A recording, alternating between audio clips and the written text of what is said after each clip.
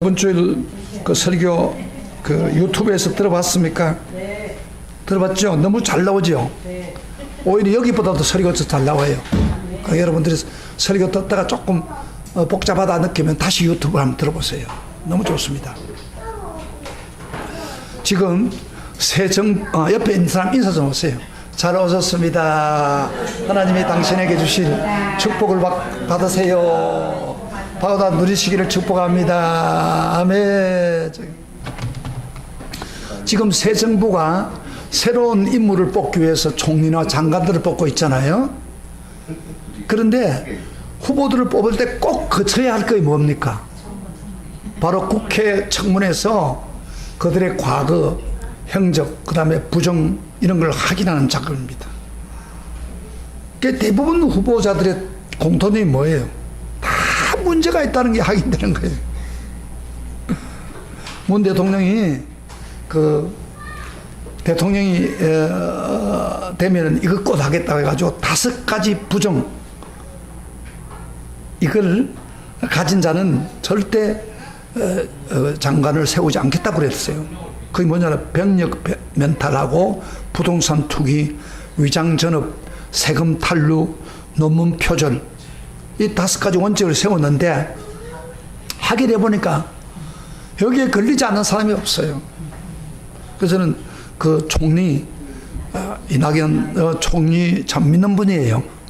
그래서 괜찮겠다 그랬는데 그 사람도 걸립니다. 위장 전업에 걸려가지고 이번에 총리 되지 못할 그런 상황까지 왔는데 근데 정치적으로 또 됐어요. 왜 대부분 사람들이 부정이 이렇게 많습니까? 많은 사람이 법을 어기고 죄 가운데 산다는 겁니다. 한마디로. 사실 그들에게 나타난 그런 죄뿐인데 나타나지 않은 죄는 얼마나 많겠습니까? 그리고 성경에서는 속으로 짓는 죄도 죄라고 하기 때문에 속에 있는 죄를 따지면 얼마나 많은 사람들이 죄를 짓고 있느냐. 그 사람들만 죄만 지은 거예요. 여러분들 청문회 한번 해볼까요? 엄청난 죄들을 우리가 짓고 있어. 그래서 성경은 한마디로 선언하기를 뭐라고 하냐면 의인은 없나니 하나도 없다. 따라합시다. 의인은 없나니 하나도 없다. 그렇게 말씀하고 있는 거예요. 우리가 로마서를 강의하면서 바울이 1장부터 이방인의 죄의 심각성을 이야기하고 하나님 진노 가운데 있다고 하고 2장에서는 유대인의 죄악을 이야기했죠. 저번 주 유대인의 죄가 뭐라고 했죠? 3가지죠. 하나는 위선적인 죄. 성경도 많이 하고 그 다음에 남을 가르치기도 하지만 자기는 행하지 않아. 오늘날 교인들 중에서 있다고 했습니까? 없습니까? 있다고 했어요. 위선죄. 이거 무서운 죄요. 그 죄를 계속 지으면요 하나님께서 난 너 모른다 그렇게 한 날이 온다 이 말이에요. 그 다음에 행식적인 죄. 할 일을 행했다고 자기도 구원받는다고. 이게 행식적인 죄에 빠지고. 그 다음에 바울이 그렇게 죄를 지적해도 조금도 회개하지 않고 합리화시키고 정당화시키는 그런 그들의 죄를 보았습니다. 이것은 저는 유대인의 죄는요 오늘 크리스찬들의 죄를 비슷하게 지을 수가 있습니다. 조심해야 될 부분이에요. 자, 그러면서 지금 그걸 주장하고 있으면서 모든 인간이 죄인이라고 선언하면서 의인은 하나도 없다고 오늘 결론을 짓습니다. 유대인이나 그 다음에 헬라인 모든 사람들이 다 죄인이고 의인이 하나도 없다 그렇게 결론을 짓습니다. 9절부터 10절 상반기까지 한번 읽어보겠습니다. 같이 읽어봅시다. 오늘 본문에 같이 읽어봅시다. 눈으로 같이 읽어봅시다. 그러면 어떠하냐? 우리는 나으냐? 결코 아니라 유대인이나 헬라인이나 다 죄 아래에 있다고 우리가 이미 선언하였다. 조금 앞으로 조금 더 나가서 기록된 바 의인은 없나니 하나도 없으면 거기서부터 딱 선을 깠어요. 그것만 딱 하세요. 더 이상 나 설명할게요. 죄 아래에 있으면 하나도 의인이 없다 그렇게 말합니다.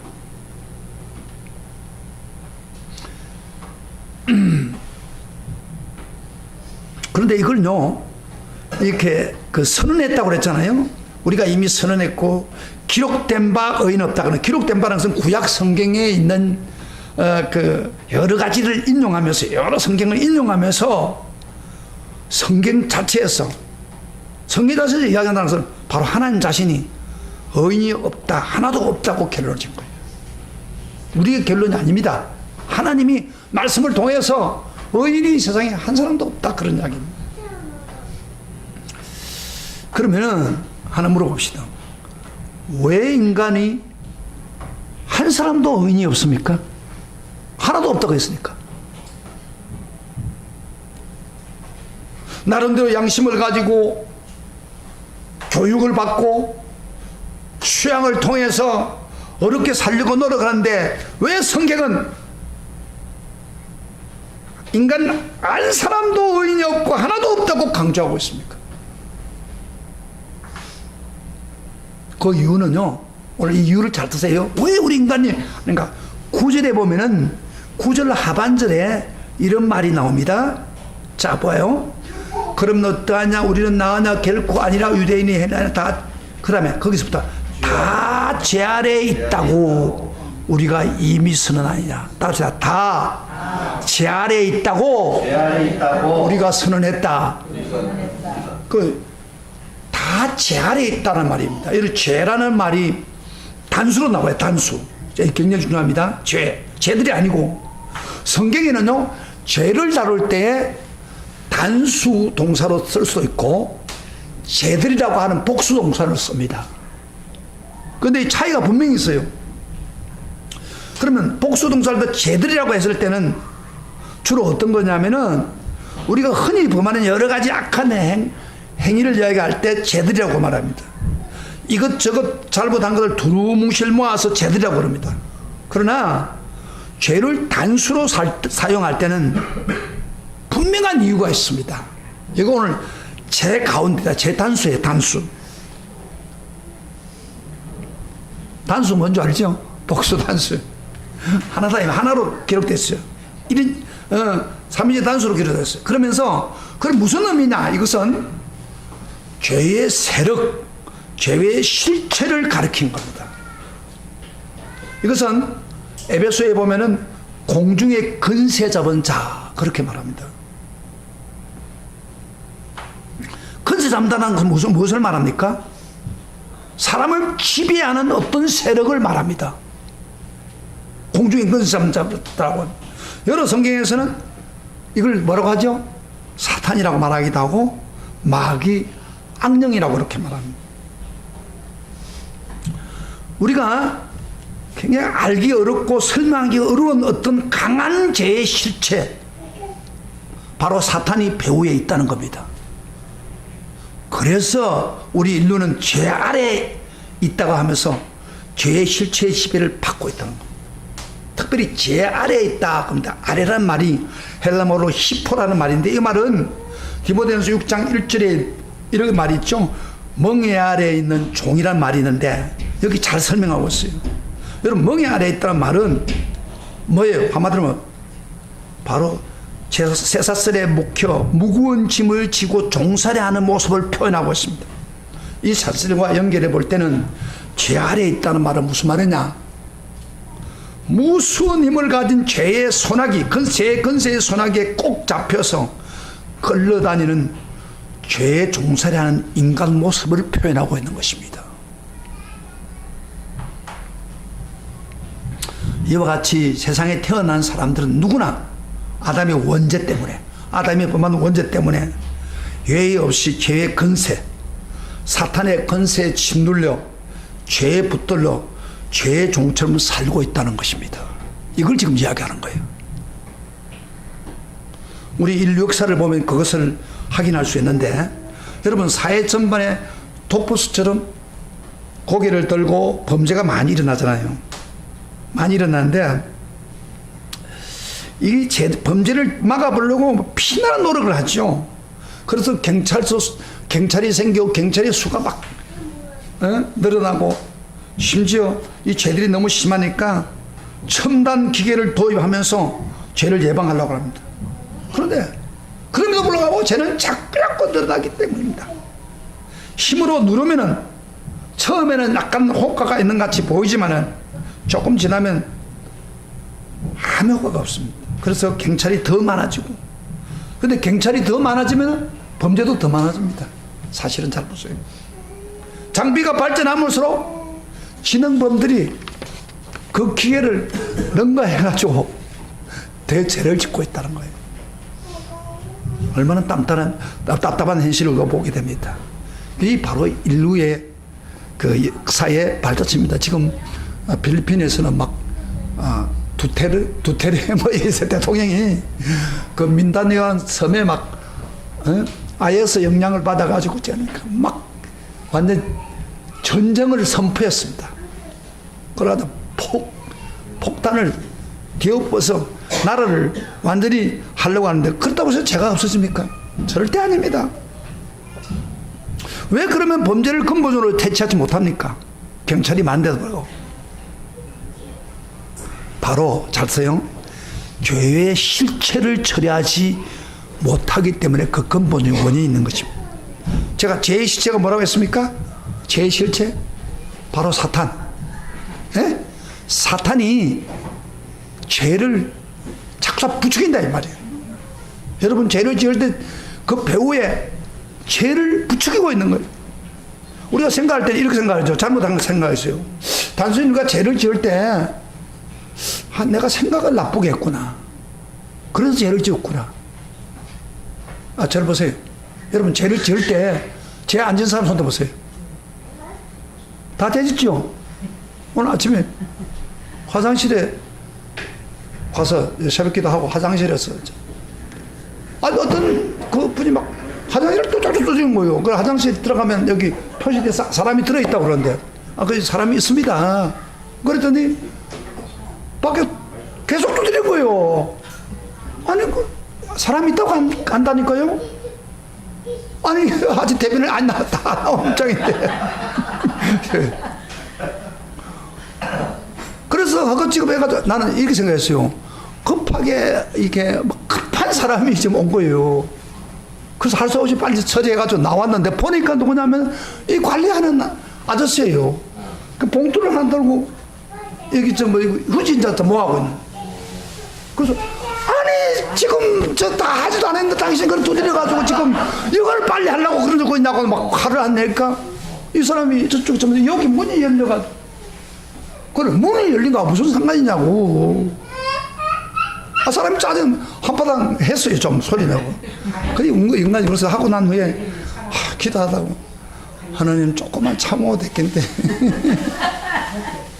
그게 우리 인간이에요. 근데 우리가 죄를 범할 때 이런 생각을 해요. 내가 조금 나쁜 마음을 먹어들으니까 죄가 죄를 범했다. 나쁜 마음만 좀 없으면 되겠는데, 그런 생각을 하는데, 그런 것 같아요? 물론 나쁜 마음에서 생기기는 했죠. 그러나 여러분 꼭 알아야 될 것은, 자기 배후에 자기를 조종하는 강한 죄의 세력이 있다는 것을 생각하지 못할 때가 많습니다.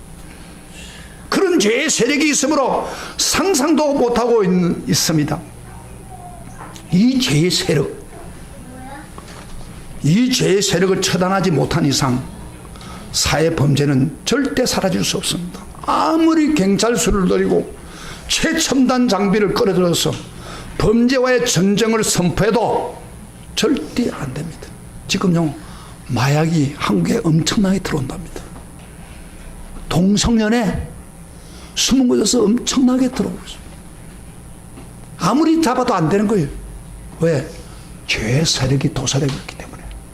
사탄이 죄의 세력으로 부추기니까, 우리 인간을 부추기니까. 그래서 사람을 죄는, 그래서 죄의 문제를 해결하려면 바로 이 범죄를 없애기, 죄의 세력을 꺾어야 됩니다. 죄의 세력 사탄을 꺾어야 되는데, 죄의 세력 사탄은 우리 인간의 힘으로 상대할 수 없는 세력입니다. 우리 힘으로 되지도 않아요. 그래서 로마서 7장 23절에 보면 사도 바울이 이런 놀라운 고백을 했습니다. 사도 바울이 죄의 법 아래로 나를 사로잡아 오는 것을 보는도다. 그래서 죄의 법 아래로 나를 사로잡아 오는 것을 보는도다. 이건 사도 바울의 고백인데, 무슨 말이냐면은 바울이 어렵게 살려고 그렇게 노력했지만은 죄 때문에 꼼짝할 수 없는 죄의 세력의 힘을 보여주고 있습니다. 바울도 선하게 살려고 했어요. 그러나 죄가 있어가지고 죄가 나를 사로잡아서 나를 거꾸로 들이고 하고 있다. 오라 나는 공고한 사람이라 그러잖아요. 이건 바울이 구원받기 전에 이야기한 게 아니에요. 구원받고 난 후에 이야기해요. 그래서 죄의 세력이 우리 믿는 사람이나 안 믿는 사람들이나 막 흔들고 있다 이 말이에요. 그 죄의 세력이 들어오면요, 막 우리 숨도 못 쉬게 우리 목덜미를 붙잡아가지고 움켜잡아가지고 끌고 가면서 우리를 속박하고 있습니다. 누구에게도 마찬가지. 여러분에게도 그렇고 목사에게도 다 모든 성도에게.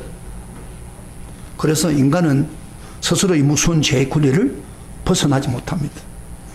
그 죄의 세력에 붙들리면요, 우리 몸을 상하게 합니다. 우리 관계, 사람 관계를 무너뜨립니다. 이 죄의 세력이 사회생활을 심지어 우리의 잠재의식까지 지배하며 파괴하고 있어요. 무서운 존재입니다.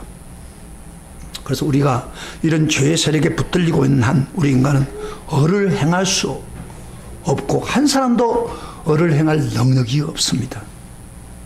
우리가 아무리 결심하고 의지를 가지고 교육이나 수양을 해도 의를 온전히 행할 수가 없습니다. 왜? 죄의 세력이 있기 때문입니다. 이 죄의 세력에서 나타난 죄들이 얼마나 무서운 결과를 인간에게 나타냅니까? 오늘 10절부터 오늘 읽었던 10절부터 18절까지 내용이 그대로 나오는 거예요. 다 죄의 세력 가운데 있음으로 오는 죄들을 말합니다. 그래서 오늘 나타나는 죄들의 내용을 보면요, 진짜 의인은 없다, 하나도 없다, 그렇게 말하고 있습니다.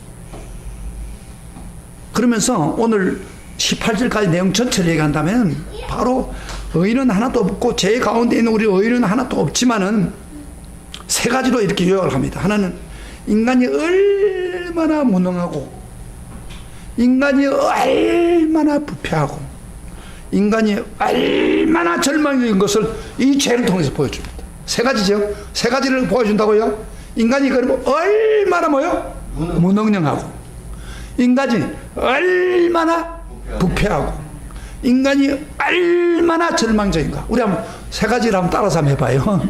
인간이 죄를 지을 수 없다 이 말이야. 한 사람도 죄를 지을 수 없어. 선한 그리고 죄의 근세에 붙임으로써 세 가지. 자 시작. 인간은 시작. 얼마나 무능력하고 얼마나 부패하고 얼마나 절망적인 것을 보여주는 말씀이 오늘 11절부터 10절부터 18절까지 내용입니다. 제가 오늘 그걸 설교할 거예요. 제가 하나하나 이렇게 말씀을 가르쳐 드리겠습니다. 여러분 이 성경 읽어보면요, 야 무섭다 그러기만 하지 구체적으로 이게 어떤 죄고 얼마나 절망적이고 얼마나 부패한 걸 우리가 모릅니다. 근데 세 가지 다 안에 다 포함되어 있습니다. 자 한번 하나하나 볼까요? 우선은 첫째, 죄의 건세로 의인이 하나도 없다는 근거는 인간이 무능하기 때문이라고 그렇게 분명히 말씀하고 있습니다. 10절부터 13절까지 한번 읽어봅시다. 10절부터 다시 한번 읽어봅시다. 시작. 기록된 바 의인은 없나니 하나도 없으며 깨닫는 자도 없고 하나님을 찾는 자도 없고 다 치우쳐 함께 무익하게 되고 선을 행하는 자가 없나니 하나도 없다. 그렇습니다. 여기요 바로 인간이 능력이 있는 같이 보이지만은 이 성경에서는 인간이 너무너무 무능하다는 것을 설명하고 있습니다. 이렇게 의인은 없나니 하나도 없으며 그 전제로 돼가지고 그 이유를 그 다음부터 깨닫게 가르칩니다. 그래서 뭐요? 그 다음 깨닫는 자도 없고 그 우리 인간이 깨닫지 못한다는 게 무슨 말이에요? 뭘 깨닫지 못한다는 거예요? 이걸 못 깨닫는 거예요. 우리 인간이 얼마나 죄인인가. 나는 정말 죄에 붙들려 사탄의 손에 붙들려 끌려가고 있는 이 자체를 깨닫지 못하는 거예요. 근데 이렇게 생각해요. 아 나는 어렵다 괜찮다 난 양심적이다 그러면서 한편밖에 못 보는 거예요. 깨닫지 못하는 게. 내가 진짜 죄인이라고 하면은 함부로 못 삽니다. 근데 그렇게 살지 않아요. 깨닫지 못하고 살아가는 거예요. 그 다음에 했어요. 그 다음에 하나님을 찾는 자가 없고 그랬습니다. 이 하나님 찾는 자가 없다는 말은 어느 정도 무능하냐면 하나님 찾는 자가 없다고 하는 말은 인간이 본능적인 종교성, 신의식이 없다 그런 말은 아니에요. 다 우리가 종교성이라든지 신의식은 가지고 있습니다. 신이 있겠지 않은 애매한 생각은 다 하고 있어요. 그런데 여기서 하나님 찾는 자가 없다는 거예요. 찾는 자. 여러분 신명기 24장 29절에 이런 말이 있습니다. 마음을 다하고 뜻을 다하여 그를 찾으면 만나리라. 하나님을 여러분요 찾으면 만납니다. 그러나 우리가 하나님을 희미하게 알고 하나님을 찾을 만한 능력이 없다는 거예요. 스스로 안 된다는 거예요. 여러분요 이렇게 죄악을 범하고 막 죄고 달려가서 하나님 찾습니까? 안 찾습니다. 못 찾습니다. 찾으면 간단한 문제인데. 그래서 로마서 1장 22절에 1절에서 하나님을 알되 하나님을 영원하고도 아니하고 감사하지도 아니하고 오히려 생각이 허망하여져 미련한 마음을 두었다고 그랬죠. 이게 바로 인간의 무능력을 이야기하는 거예요. 하나님을 알면서 마땅히 해야 될 영원롭게 하고 감사하지도 않는 그런 철저한 인간의 무능력을 말합니다. 13절을 좀 봅시다. 13절 다 지어져 함께 무익하게 되고 선을 행하는 자가 없나니 하나도 없다. 여기 무익한다는 말은요 원어 성경에 보면은 우유가 변질돼가지고 우유가 변질되면 쉽니다. 아주 쉬어요. 먹지 못하는 거예요. 쉬어버린 우유처럼 우리 영과 육이 변질되어 잘못됐다는 거예요. 그게 우리 인간이 변질된 거예요. 선을 행하는 자가 없다 이 말은 일반적인 선을 행하지 못한다는 그런 말은 아니에요. 이 말은 하나님이 정해놓은 포준에 일치하는 거룩한 선 한 사람도 행할 수 없다는 것입니다. 하나님이 세상을 구석에서 살펴보니까 자기 뜻에 맞추어 선을 행하는 자가 한 사람도 보이지 않습니다. 이만큼 우리 인간은 철저한 무능한 자가 되었습니다. 그리고요 우리가 마땅히 하나님의 뜻을 행할 생각지도 않고 오히려 했으나 안 될 일에 대해서 굉장히 비정상적인 면에서 발달되어 있습니다. 하나님 명하시는 선을 행할 능력이 없으면서 자기의 욕심을 채우는 데는 힘이 넘칩니다. 어두움, 죄악을 사랑할 수는 있으나 어두움에 빠지면서 삐뚤어 나올 능력이 없습니다. 하나님께 나아갈 수 있는 자유는 있지만 하나님을 찾는 능력이 없습니다. 마치 죽지 부러진 새와 같습니다. 여러분 죽지가 부러진 새가 날 수 있습니까? 네? 제가 이단지 그 산을 이렇게 한번 도는데 까마귀 새끼 하나가 날지도 못하고 막 기고 있는 거예요. 그래서 그걸 가까이 갔더니 보니까 이렇게 죽지가 떨어졌는지 어쨌든 날지 못해. 그러니까 그 엄마 까마귀가 막 옆에서 깍깍깍 하고 앉아있는 거예요. 아마 나중에 그 어미새가 그 까치를 이렇게 물어가지고 어떻게 옮기겠죠. 죽지가 부러졌는데 날 수가 있습니까? 죽지 부러진 새는 날 자유는 있지만 날지를 못해요. 이것이 바로 영적으로 무능해진 인간의 모습입니다. 자기 원하는 일은 할 수 있을지 모르나 하나님이 원하는 일은 손가락 하나 까딱할 수 없는 무능한 인간입니다. 이것이 바로 죄의 세력에 붙들려서 인간이 하나님 의인이 하나도 없다는 사실을 증명하는 근거가 됩니다. 바로 예수 없는 사람은 모습입니다. 그래서요 사람이 죄를 짓는 데는요 의를 쫓아가는 것은 굉장히 잘 안 쫓아가요. 근데 죄에 빠지는 것은 금방금방 빠져나갑니다. 여러분 이 어린애들요 친구들 잘못 만나면 금방 타락합니다. 죄에 빠지는 건 아주 쉬워요. 사실은 인간이 스스로 죄를 이길 수 있는 능력이 없습니다. 무능력한. 그렇기 때문에 이 사람들에게 누가 필요합니까? 예수를 전해야 되는 거예요. 자, 이 성경에 분명히 이야기했죠. 우리 인간은 의를 행할 수 있는 능력이 없다는 거예요. 무능력하는 거예요. 이거 인정하십니까? 성경이 그렇게 말씀하고 있잖아요. 두 번째로, 제 세력으로 의인이 하나도 없다는 근거는 아주 인간이 부패했다는 겁니다. 13절부터 15절을 다 같이 봅시다. 시작. 13절부터 15절까지 시작.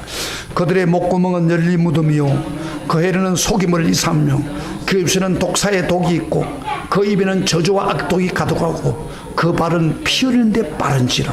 야, 무서운 말을 하고 있죠. 옛날 사람들은 목구멍, 혀, 입술, 입은 마음을 통하는 통로라고 생각했습니다. 이 말씀을 읽으면요, 현대 용어로서는 이비인후과 관계죠. 이비인후과 관계된 것 전부 뭐요? 부패했다 그 말이에요. 썩어서 악취가 난다. 그 목구멍은요, 열린 무덤의 출입구와 같다 그렇게 말합니다. 열린 무덤. 우리 한국 사람들이 이해가 안 돼요. 우리 한국 사람은 사람 죽으면 어떻게 해요? 땅에 파묻어 뿌리잖아요. 유대인들은 그렇지 않습니다. 굴을 파가지고, 석회실이니까 굴을 파가지고 거기다 시체를 엮고 그리고 돌을 달아놓습니다. 그런데 도둑놈이라든지 또는 뭐 이렇게 지진이 나가지고 동굴이 이렇게 돌이 빠지면은, 돌이 열리고 문이 열리면 막 지나가는 사람들이 막 악취가 막 목구멍에서 아까 악취가 나온 것처럼 막 열린 무덤을 통해서 악취가 막 진동합니다. 지금 하나님 그렇게 이야기하는 거, 우리 인간을 그렇다는 거예요. 그래서 악취가 진동하는데 예레미야 17장 9절에 보면 이런 말이죠. 만물보다도 거짓되고 심히 부패한 것은 무엇이라고 하냐? 마음이다. 따라합시다. 만물보다 거짓되고 심히 부패한 것은 바로 내 마음이다. 마음이 더러워요. 막 썩은 냄새가 나는 게 마음이다.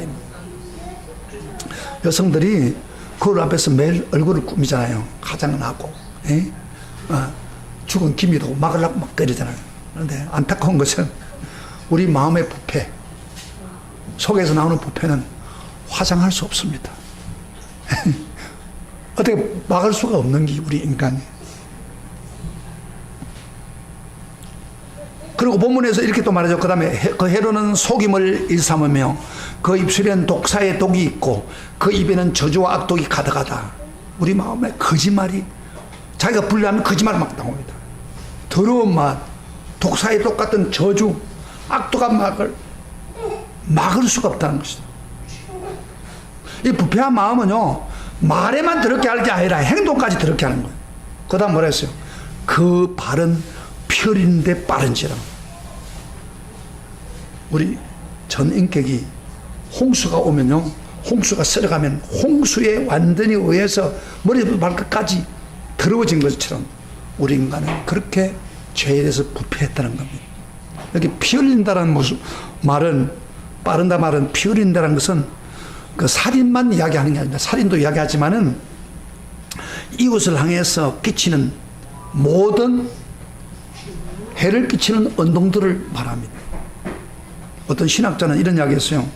인간이 본성이 죄로 인해서 부패한 결과 사람 사이의 적대관계, 경쟁관계로 바꿔버렸다.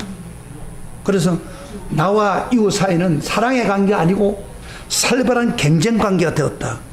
이 맞는 것 같아요. 여러분, 인류 역사를 한번 시작해 보세요. 가인의 행위, 아벨을 돌로 쳐 죽인 살인 사건부터 시작된다는 사실. 그래서 인간의 역사는 피해 역사라고 해도 과언이 아닙니다. 부패한 마음으로 피 흘리기를 좋아하는 인간관계는 사랑의 대상이 아니라 경쟁관계로 발전하는 것입니다. 여러분, 경쟁관계는 뭐예요? 자기 이익을 위해서 추구하다 보니까 경쟁관계를 가지고 이웃관계를 물리치고 나가다 보면 갈등이 빚어집니다.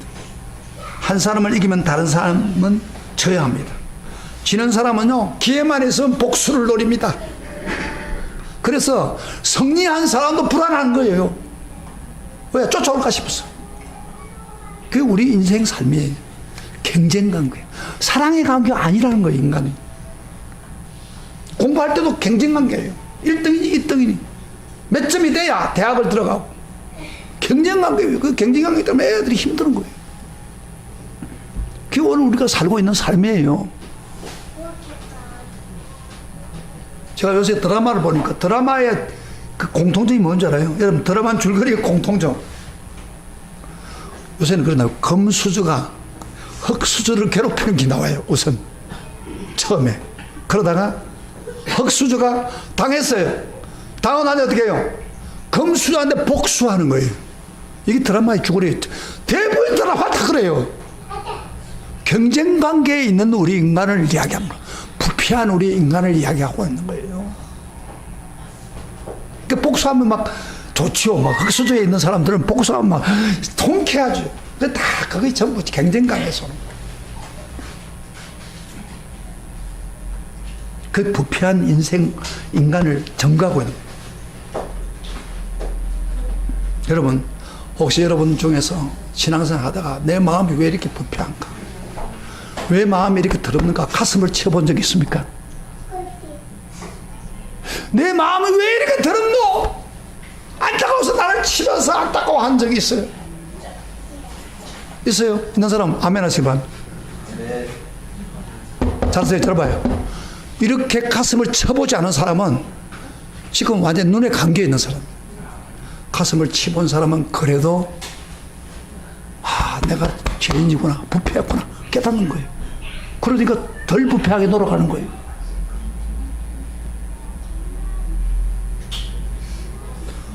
왜 이 냄새가 나죠?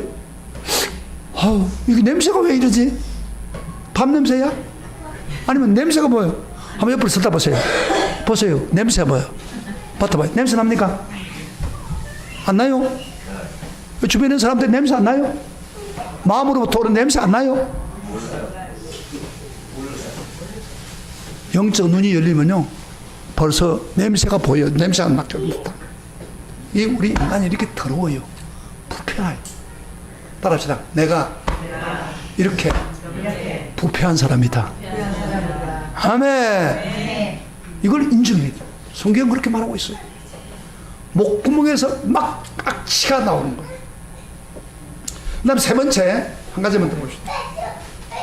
죄의 세력으로 의인이 하나도 없다는 결과로 우리 인간 모두가 절망이란 말입니다. 16절부터 18절을 봅시다. 16절부터 18절 다 같이 시작. 파멸과 고생이 그 길에 있어 평강의 길을 알지 못하였고 그들의 눈앞에 하나님을 두려움이 없느니라 함과 같으니라. 여러분, 파멸과 고생이 그 길에 있으니까 평강의 길이 있을 수가 없죠.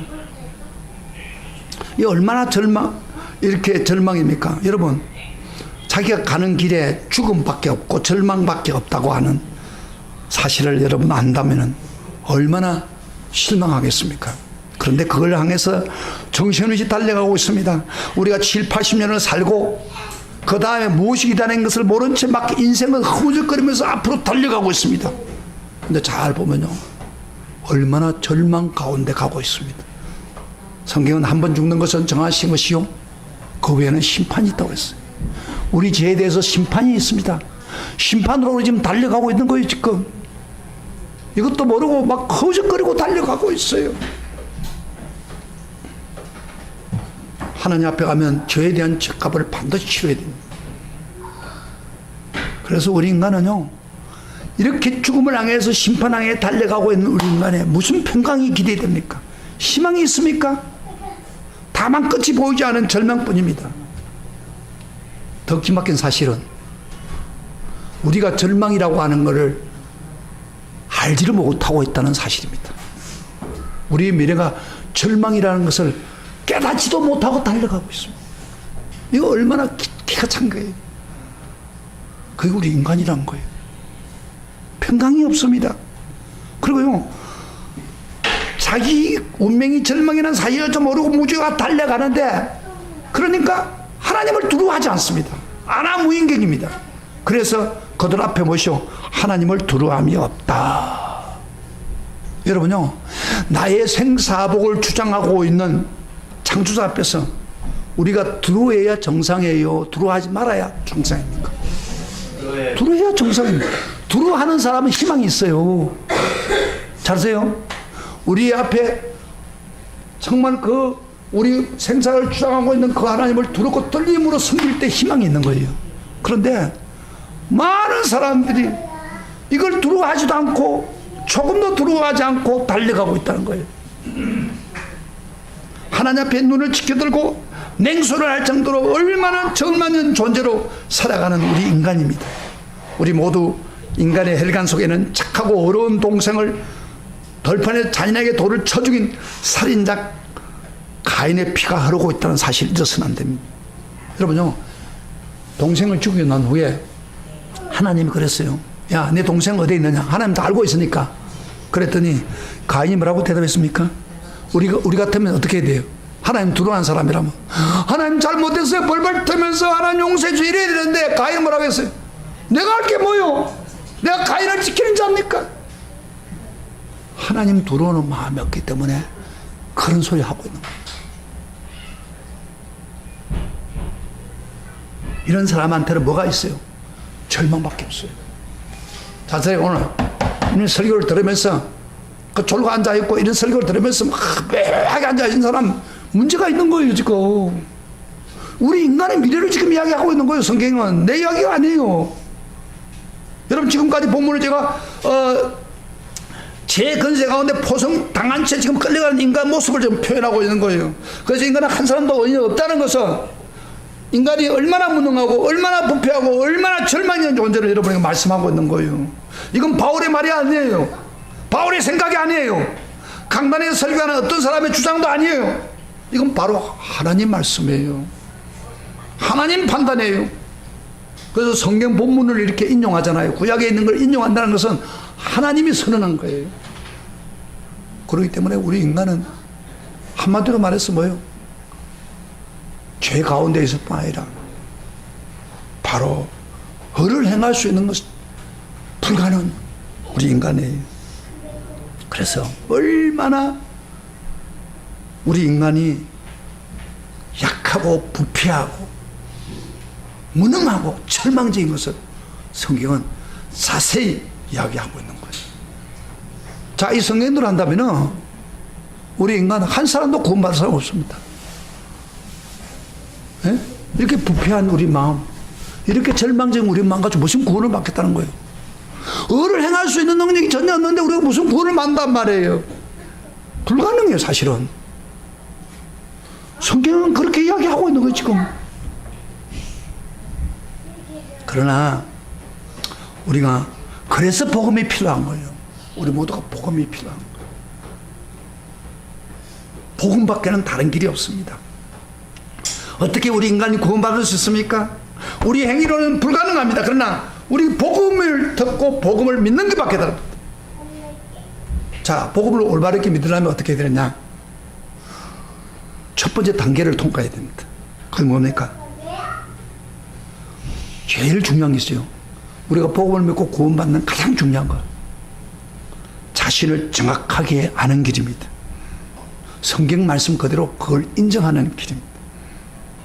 칼빈은 이런 말 했어요. 우리가 우리 자신을 바로 알면은 자기 자신을 믿을 수 없고 복음을 믿을 수밖에 없다는 겁니다. 자기를 알면은 자기가 부패하고 무능하고 자기가 절망한 걸 바로 아는 사람은 하나님 찾을 수밖에 없어요. 이게 필수 요건이에요. 제가 수십 년 동안 목회를 해보면서 가장 어려운 게 뭔지 알아요? 사람은 이상하게 자기가 죄인인 것을 진실히 고백하는 게 그렇게 힘든 거예요. 제가 잘못한 걸 지적해 주면은 제가 그럴 수 있습니다. 아멘. 그런 게 아니라 나는 그런 거 없어. 특별히 오래 믿는 사람들이 더 그래요. 이 죄에 대한 설교를 하면요, 그건 불신자들의 이야기고 저건 초신자들의 이야기고 나는 그건 상관없어. 죄인이라고 자기가 내가 무슨 죄인이냐 뻔뻔한 자세로 나옵니다. 그런 사람은요, 자세히 보면은 구원 받았다, 정말 구원 받았느냐 안 받았느냐 개수막가 생겨요. 구원은 어디서부터 시작되는 줄 알아요? 잘 봐요. 내가 죄인이라는 것을 진실로 고백하는 순간에 구원이 이루어지는 거예요. 그게 전제가 돼요. 그게 없는 성도 많아요. 근데 말은 뭐 기도할 때 보면 말은 할 때 주여 죄인입니다. 주여 일주일 동안 죄 지었습니다. 그런데 그 고백이요, 진실이 마음에서 우러나는 죄, 정말 내가 죄인입니다, 그게 아니에요. 이게 문제죠. 진정으로 우리는 죄인이고 사탄의 지배를 받아서 죄의 세력의 붙들어 벗어날 수 없는 죄인이요, 나에게는 하나도 없다는 것을 인식하고 나는 얼마나 무능하고 나는 얼마나 부패하고 나는 이대로 가면 절망적인 죄인이라는 것을 고백하는 순간 바로 십자가가 아름답게 보이고 십자가가 감격이 살아나는 거예요. 거기 십자가가 필요한 거예요. 그런데 그런 것 같지 않아요. 지금 우리가 자꾸 죄에 대한 설교를 하니까, 자 들어보세요. 교인들의 반응이 보면은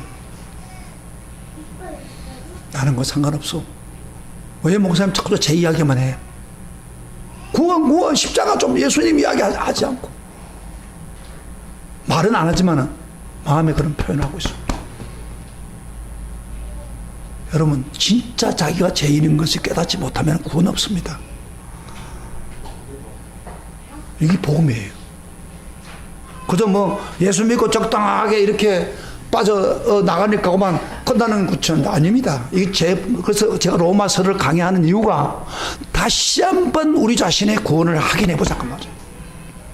그래서 로마서 강의하는 거죠.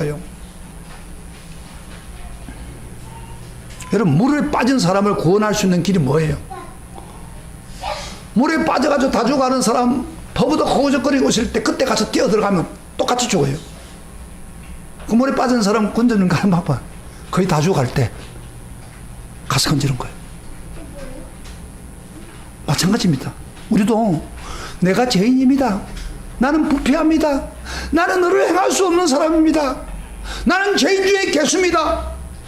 바울의 고백이 진실로 마음에 우러날 때 그때 구원이 필요합니다. 여러분, 언제 그런 마음이 생겼습니까? 그건 한 번으로 끝난 게 아니에요. 우리가 알면 알수록 나는 무능력한 자요, 나는 부패한 사람이요, 나는 절망적인 사람이다, 이것이 고백으로 인식돼야 됩니다. 저번 주에 우리 성도들이 같이 동해안을 다녀왔습니다. 영덕 강구까지 가서 대게도 먹고, 저 설악산에 케이블카도 타고 설악산도 구경하고, 또 우리 통일 전만대까지 갔다 왔습니다. 갔다 오다 보니까 너무 좋았는데 어떤 생각이 들면 이제 거의 다 올 때쯤 됐어요. 야, 여기 동해안 와가지고 수영장도 한번 안 가보고, 그런 생각이 들었어요. 그래서 수영장도 구경 한번 하자. 그래서 제가 보니까 그 수영장 중에서 송지호라고 하는 해수욕장에 그 숲이 많기 때문에 거기를 한번 가겠다고 차를 잠깐 들리면 가겠다고 들렸습니다. 들으니까 뭐 공사를 하고 있더라고. 그래서 차를 몰고 그 모래사장까지 가다가 그 모래에 빠져버렸네. 쑥쑥 가는 거 저거. 그래서 뒤에 이제 성도들이 나가가지고 밀어주라고 하니까 밀어주는데 더 빠져버린 거예요. 완전히 나중에는 차가요, 그만 차박지만 도는 거야. 뒤로 빠질 수도 없고. 난리가 나서 지금 빨리 빠지고 빨리 가야 되는데 지금 이런 상황이 벌어졌어요. 어떻게 하면 됐습니까? 어떻게 할 길이 없어. 모르는다니까. 뭐 전화를 해가지고 또 뭐 배터리에 전화할 수도 있겠죠. 그러나 그 얼마나 복잡합니까? 근데 마침 옆에 군인들이 무슨 작업을 하고 있더라고요. 그래서 저 군인들한테 도청을 하자 이랬어요. 군인들이 요청을 했어요. 근데 마침 군인이 덤프차를, 큰 덤프차를 가져왔어요. 그 덤프차에다가 완전히 법줄을 매가지고 더 강한 힘으로 잡아당기니까 막 나가니까 차가 빠져나오더라고. 제가 깨달은 게 있어요. 구원이라는 게 뭔가?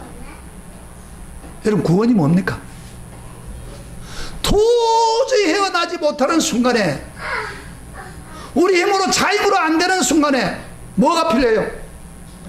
바로 더 강한 힘, 덤프차라 같은 것이 필요한 거예요. 그래야 빠져나가는 거예요. 덤프차라가 누구예요? 바로 예수 그리스도예요. 우리 인간 스스로 구원받을 수 없어요. 마귀의 손에 붙들려 죄에 끌려가고 있어요. 을을 행하고 싶어도 행하지도 못해요. 아무리 노력해도. 그리고 부패하고 무능하고 절망 가운데 있는 우리 인간 할 수 있는 게 다른 게 없어요. 바로 군인들을 부른 것처럼 우리가 군인을 안 부르면 큰일 났어요. 예수 우리를 부르는 것입니다. 나를 구원해 주세요. 나를 구원해 주세요. 예수밖에 구원받을 없습니다. 그러면 예수님은 사탄보다 더 큰 분이기 때문에 우리를 끌어냅니다. 할렐루야. 멸망에서 끌어내는 분입니다. 할렐루야. 그러나 끌어내기 전에 먼저 해야 될 일이 뭐예요? 나는 죄인입니다. 나 좀 살려주세요. 나 구원해 주세요. 요청해야 됩니다. 그것이 오늘 본문의 내용입니다. 진지하게 그것을 요구할 때 주님께서 오셔서 우리를 사망의 몸에서 끄집어내 줍니다. 할렐루야. 절망의 순간에 끄집어내 줍니다. 그리고 그것으로 끝나면 안 돼요. 죄의 세력은 언제든지 있습니다. 우리 인간의 힘으로 안 됩니다. 예수 믿어도 마찬가지. 그럴 때 어떻게 해야 됩니까? 그래서 성령의 능력이 필요합니다. 성령의 능력이 없이는, 더 강력한 성령의 능력 없이는 살아갈 수 없어요. 말씀 붙들고 어렵게 바로 하나님 앞에 나아갈 때 항상 성령의 인도를 받는 길밖에 없습니다. 그것이 바로 구원을 위한 삶입니다. 할렐루야.